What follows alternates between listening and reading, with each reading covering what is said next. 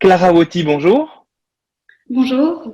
Donc, si on vous contacte aujourd'hui, c'est par rapport à ce programme PEPS, donc qui est développé à l'Université Saint-Louis, donc au cœur de Bruxelles. Le but de cette cellule, c'est finalement de faciliter le parcours universitaire d'étudiants avec des profils particuliers, notamment des sportifs de haut niveau. Vous savez un peu nous expliquer concrètement ce qui est mis en place à l'Université Saint-Louis?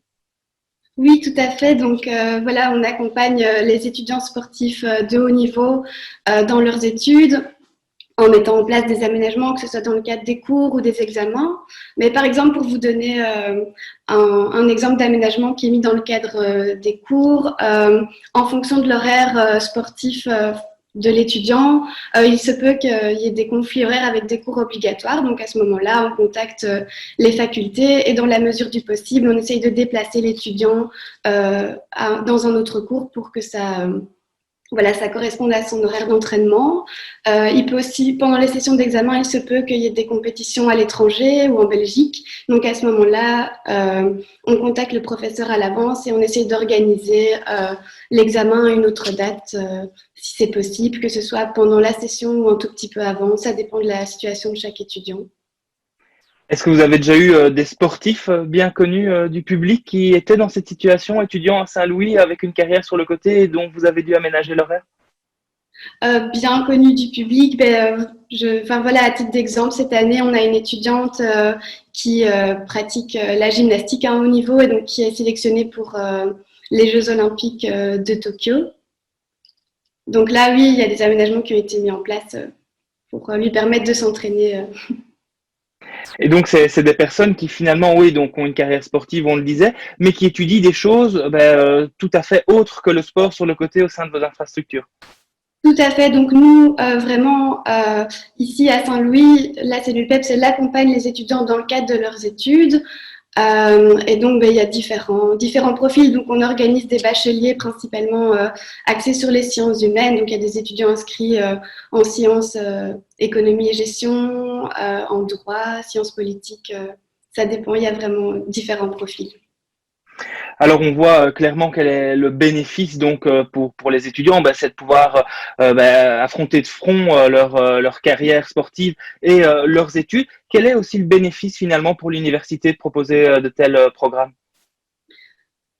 Je dirais, en fait, principalement la cellule PEPS, voilà, mon travail il s'inscrit dans les missions de service à la collectivité de l'université. Donc, notre, enfin voilà, mon travail, c'est vraiment de soutenir ces étudiants dans leurs études, de mettre en place des aménagements, une aide pour répondre à leurs besoins, mais que ce soit des étudiants sportifs de haut niveau ou d'autres étudiants qui présentent aussi des difficultés. Donc, Et donc oui, justement, vous parlez d'autres types d'étudiants. Jusqu'ici, on a parlé des sportifs de haut niveau, mais cette cellule PEPS, elle s'occupe aussi d'autres profils d'étudiants. Ça s'adresse à qui finalement, autres que les sportifs?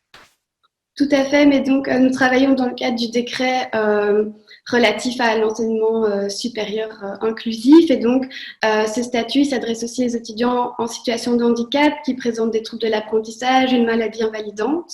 Le statut est aussi attribué à des étudiants artistes de haut niveau, des étudiants entrepreneurs, donc voilà, il y a différents types d'aides qui peuvent être proposées.